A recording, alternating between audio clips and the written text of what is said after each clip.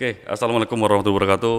Bung Hendro, selamat datang di Nusa Satu. Dan terima kasih nih kehadirannya di sela-sela kesibukan Bung Hendro yang sekarang saya lihat tuh, luar biasa lah.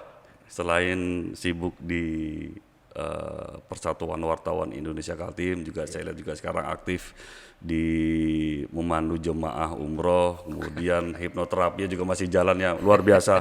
Luar biasa memang kita kedatangan tamu kali ini sangat-sangat spesial lah. Dan ini juga sudah lama kita jadwalkan, baru alhamdulillah Ya, ada waktu kita bisa diskusi. alhamdulillah. Ya, dan pada kesempatan ini sih kita pengen diskusi ringan aja sih, Bung Hendro, mengenai PWI. Tapi sih kita tidak mengangkat apa sih PWI. Kita yakin di luar sana juga sudah tahu lah fungsi PWI seperti apa. Tapi mungkin yang di segmen pertama ini saya cuma pengen ngulik apakah peran PWI dari dulu sampai sekarang itu sama atau ada perubahan atau gimana sih, Bung Hendro? Ya, baik. Terima kasih nih, mohon maaf juga akhirnya dapat kesempatan. Iya. Nah, dapat kesempatannya karena memang pas diwajibkan istirahat ini setelah kesehatan sedikit terganggu gitu ya. Iya. Karena betul mobil mau dipakai terus ya lama-lama harus masuk bengkel gitu ya.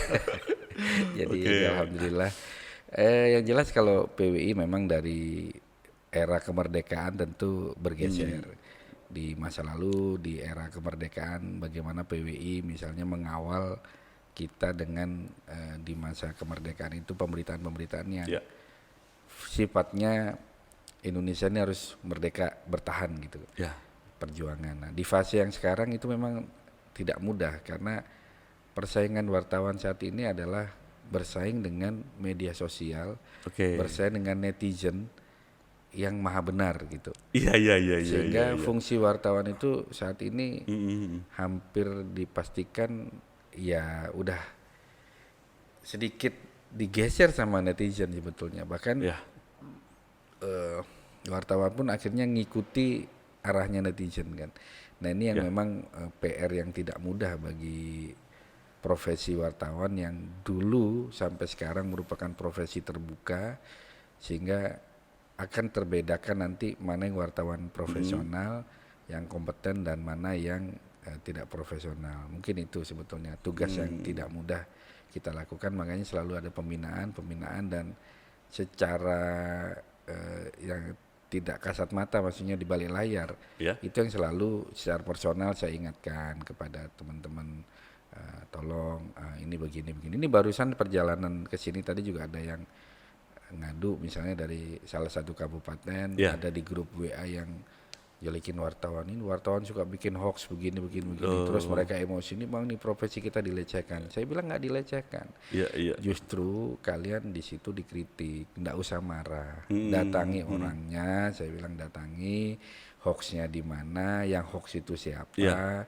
Jangan sampai ulah 1-2 oknum wartawan atau yang mengaku-ngaku wartawan kemudian kena semuanya. Jadi saya bilang kalau kalian marah juga di grup WA itu ya nggak ada bedanya, ya kan gitu. Jadi netizen juga jatuhnya. Iya gitu, makanya Debat tinggal kusir. gitu. Terus mereka bilang oke bang, nanti sore kami datangi kita clearkan. Ya. Jadi supaya mereka juga tahu, Iya. karena kan masyarakat di luar sana nggak tahu, taunya wartawan aja, semua dipukul rata gitu. Ada Iya. 1-2 wartawan yang melakukan kegiatan yang tidak terpuji, semuanya kena. Nah, kan kasihan juga kan gitu. Makanya menyaring tadi itu ada UKW gitu ya. Betul, uji kompetensi itu yang kemudian menjadi salah satu tolok ukur apakah wartawan ini kompeten atau belum. Karena itu kami lebih suka memang melalui uji kompetensi ini bisa melihat kapasitas wartawan, dan narasumber pun selalu kita ingatkan, kita sampaikan ya boleh. Jadi bukan harus ditolak, bukan ya, bahasa saya boleh. Kalau misalnya merasa tidak nyaman, merasa kurang yakin atau merasa kurang suka didatangi wartawan yang tertentu, oknum tertentu yang apalagi dia belum kompeten, boleh kok untuk tidak melayani atau menolak.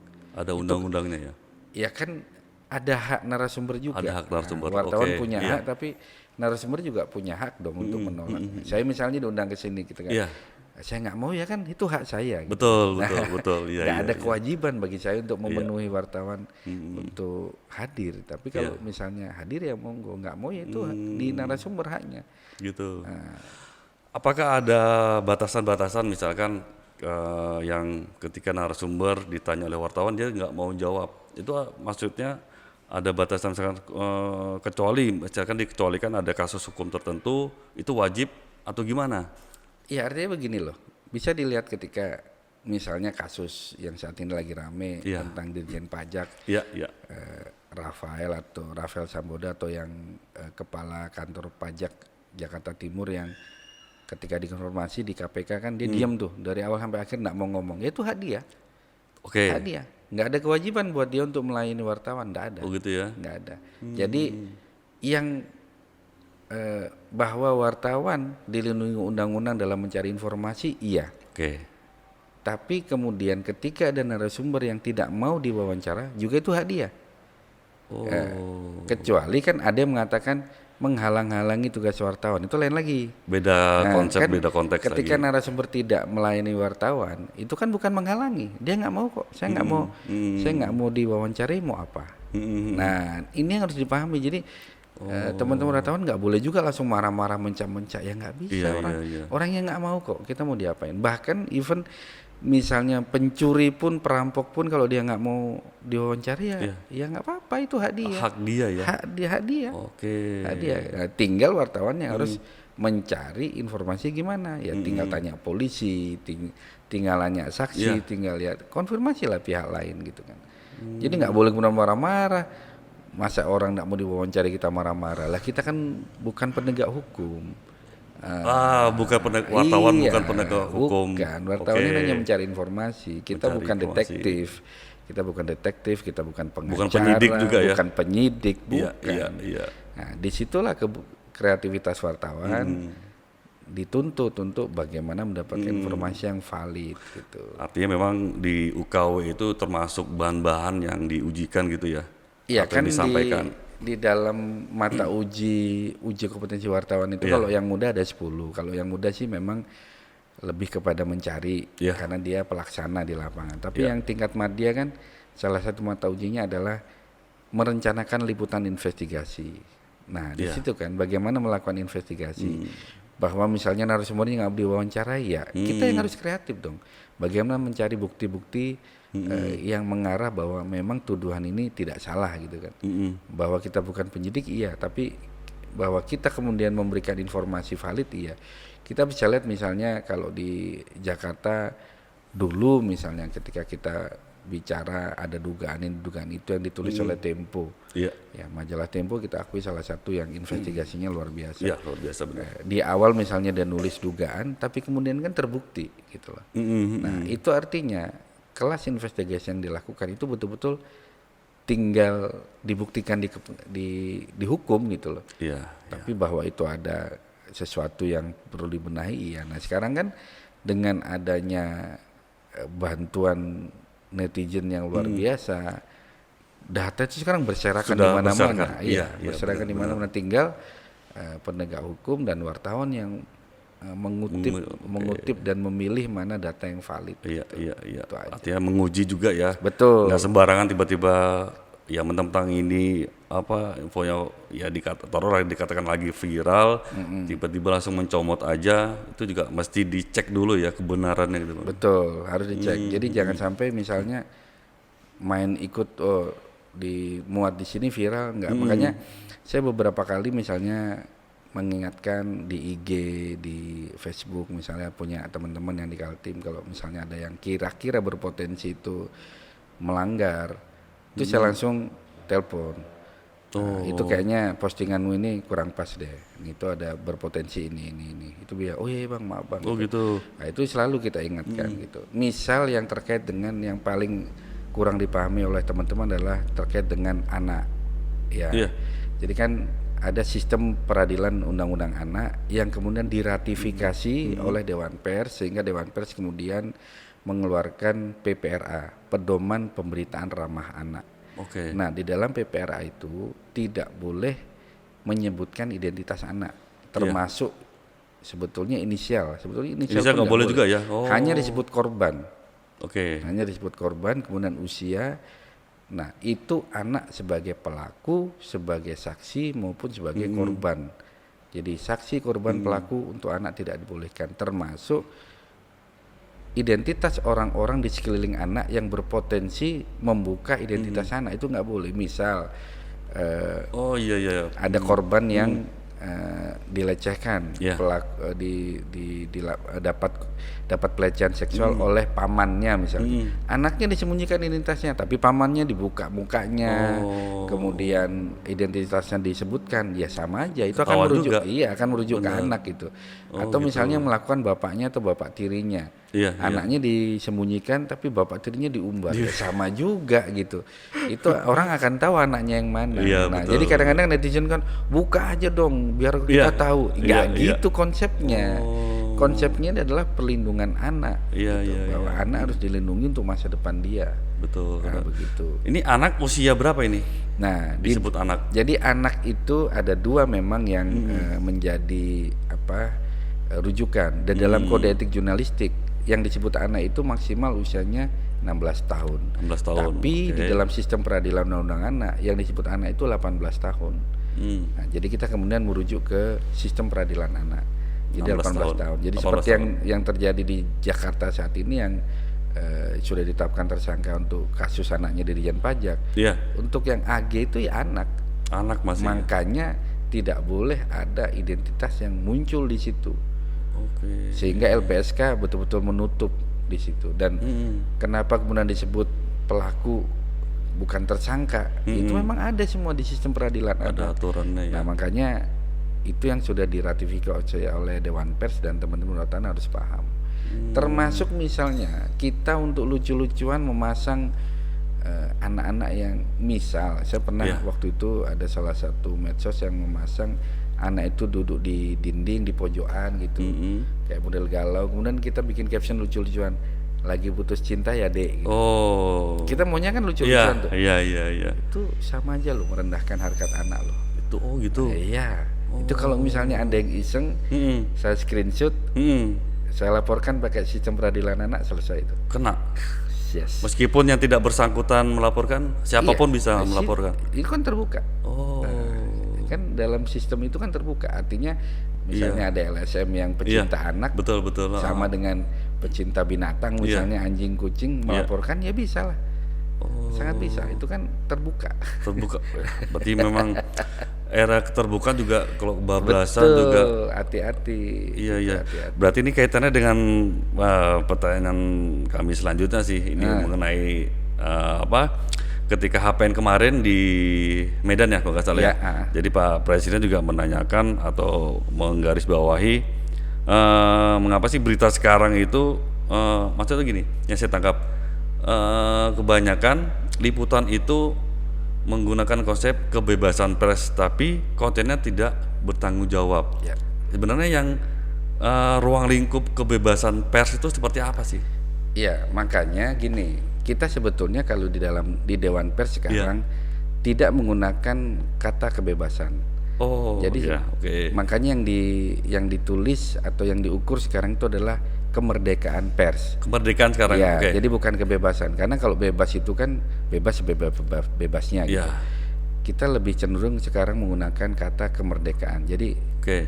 makanya Kaltim kan tahun lalu kita mendapatkan indeks kemerdekaan pers nomor 1 se-Indonesia. Wah, luar biasa ini. Ya, indeks kemerdekaan pers nomor 1 se-Indonesia, dan itu menunjukkan bahwa dunia pers di Kaltim sangat merdeka. Merdeka dalam hal ini mudah bagi teman-teman mencari informasi kan. Iya, Nah, iya. tidak ada yang diintimidasi, tidak ada yang kemudian masuk kantor dipersulit untuk cari informasi. Itulah salah satu indikasi bahwa di Kaltim kemerdekaan persnya nomor 1. Nomor 1. Dan itu melalui survei yang ketat dengan informan ahli yang juga ketat gitu.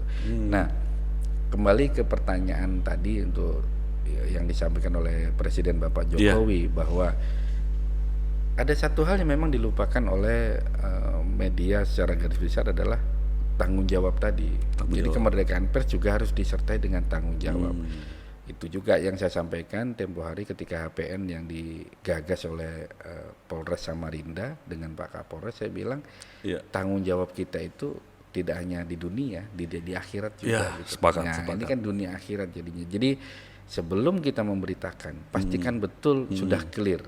Pastikan betul sudah clear. Jangan sampai menimbulkan banyak mudorotnya, kemudian banyak menimbulkan perpecahan juga kan tidak tepat gitu.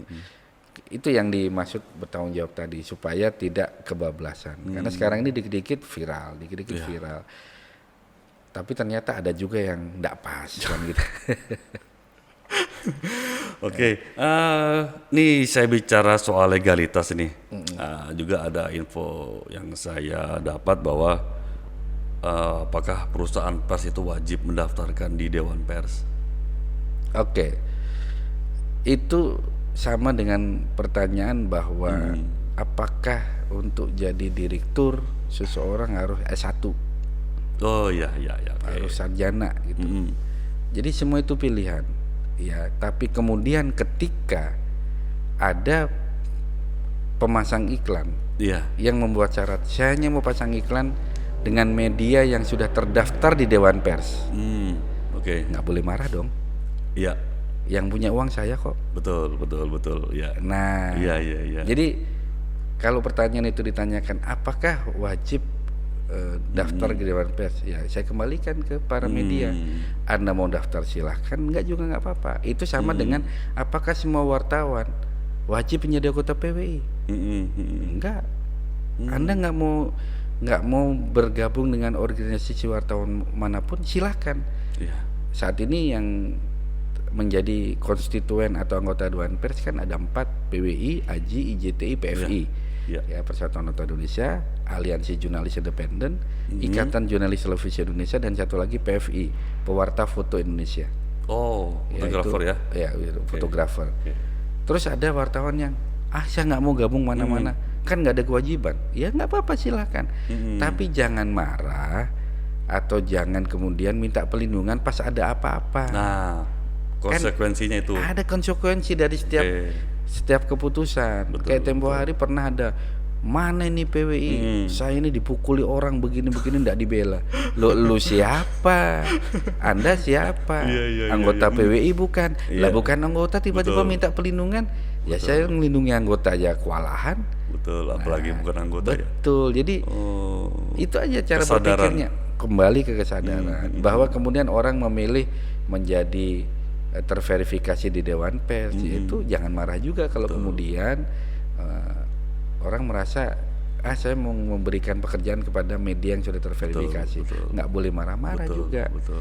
Gitu kan, itu pilihan. Ada apalagi ketika bicara soal bisnis ya. Betul, ini kan bisnis. Artinya ada di dalam pers itu kan ada dua. Satu, memang ada tanggung jawab bahwa kita adalah pilar demokrasi keempat, dan kita adalah kontrol sosial. Tapi di dalam undang-undang pers disebutkan juga di situ, pers adalah perusahaan. Ada di situ. Coba lihat pasal 1. Pers adalah perusahaan yang mengelola ya kan informasi dan menerbitkan, ujungnya seperti itu. Namanya perusahaan boleh dong mencari profit. Betul. Boleh, nggak diharamkan itu. Karena itu Dewan Pers kemudian mengatur bahwa untuk perusahaan pers harus dibedakan mana fungsi manajerial redaksi dengan fungsi manajerial perusahaan, sehingga tidak boleh ada pimret merangkap direktur, nggak boleh. Nggak boleh ya secara aturan ya. Nggak boleh. Oke. Karena yang bisnis silahkan bisnis, redaksi nggak boleh diintervensi. Oh. Semangatnya begitu. Gitu Iya, loh. iya. Itulah yang diatur di Dewan Pers begitu. Oke. Artinya tadi soal pola bisnis juga sudah ada aturannya ya di Undang-Undang Ya Pers. seperti misalnya kan ini menjelang pemilu, Iya. KPU sudah menetapkan aturan KPU hanya akan bekerja sama dengan media yang sudah terverifikasi Dewan Pers. Oke. Ya terserah KPU dong, dia punya duit kok. Jangan marah yang tidak terverifikasi. bener, Siapa bener. suruh nggak terverifikasi yang begitu? Bener. Orang syarat verifikasi juga sudah terbuka jelas kok. Iya. Apa-apa yang harus dipenuhi gitu. Ini juga untuk menghindari tadi ya, apa artinya yang sekarang kemerdekaan pers tapi juga nggak tetap secara administrasi juga harus tanggung jawab Iya. dong. Misalnya begini, ada orang melempar isu, habis itu dia ngilang, box redaksinya nggak ada.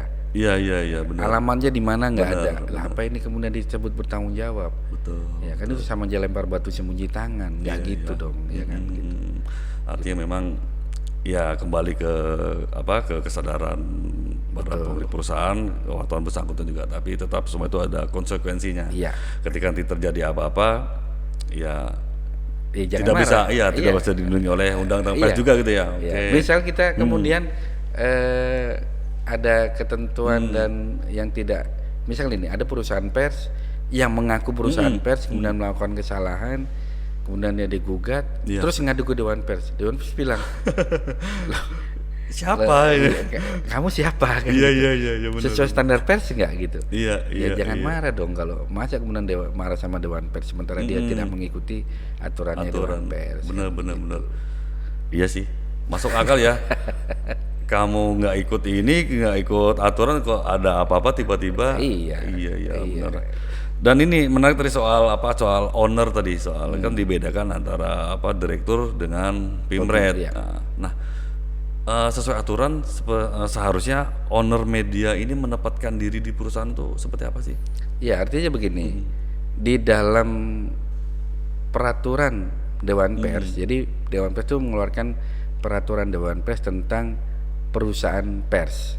Ya, Iya. jadi dalam perusahaan pers itu disebutkan bahwa pemimpin redaksi tidak boleh dipimpin oleh orang yang juga aktif di bisnis. Karena itu pemimpin redaksi namanya tidak boleh ada di akte notaris. Oh, nggak boleh ya? Nggak Oke. boleh, misalnya direktur atau pemegang saham gitu kan. Berarti kan dia ada kaitan dengan bisnis secara langsung maupun tidak langsung. Nah, karena itu pemimpin redaksi harus fokus pada manajerial redaksi, editorial dan sebagainya. Nah, sementara owner ya silahkan mikirin bisnisnya dengan yang ada ini gitu loh. Nah, makanya ketika orang kor-kor misalnya nyebut TV A, TV B punya ini punya Iya, itu, iya. itu gimana redaksi ya? Bahwa kemudian redaksi tidak mau bersinggungan langsung dengan owner itu kan pilihan pemimpin redaksi. Iya, iya, Nah, iya. tapi bukan kemudian langsung serta-merta disalahkan. Oh ini salah, ini emang nggak bisa juga gitu. Karena setiap orang juga, ya misalnya Nusa Satu punya siapa gitu, Iya. ya pasti punya kebijakan redaksi yang Oke. ini jangan, ini iya, ya itu haknya redaksi gitu. Tidak bisa juga kita kemudian menyalahkan pemimpin redaksi Nusa Satu untuk tidak melakukan itu. Betul. Berarti memang yang harus dipahami para pemilik media juga itu ya, artinya ini Pimret ini benar-benar independen bahasanya ya. Iya, Pengertian kita. semangat Dewan Pers begitu, semangatnya Dewan Pers begitu. Makanya kan kenapa harus dia wartawan utama? Iya. Karena di dalam uji kompetensi wartawan utama salah satunya klausulnya yaitu bagaimana dia bebas dari intervensi owner sekalipun. owner, ya, intervensi owner sekalipun. Nah, ini mungkin edukasi juga kepada para pemilik media ya. Tahu sebetulnya. Cuma pura-pura ya ini punya Tahu aku tapi kok kan bahasanya. iya, tahu kan tapi pilihan, lagi-lagi kan iya, pilihan. benar-benar. Teman-teman ngambil pilihan tetap ngikut dengan aturan perusahaan ya silahkan gitu. Nanti kalau saya ini nggak digaji ya itu kan pilihan. Pilihan. Anda mau bertahan, Anda mau keluar kan itu hak masing-masing orang. Betul, betul. Tapi memang idealnya harus dipisahkan. Betul. Antara kepentingan pribadi owner dengan ya redaksional ya ngurusin Iya. redaksi aja. Makanya aneh kalau kemudian misalnya ada direktur si A, si B, tapi dia ada juga wartawan di situ, muncul di situ.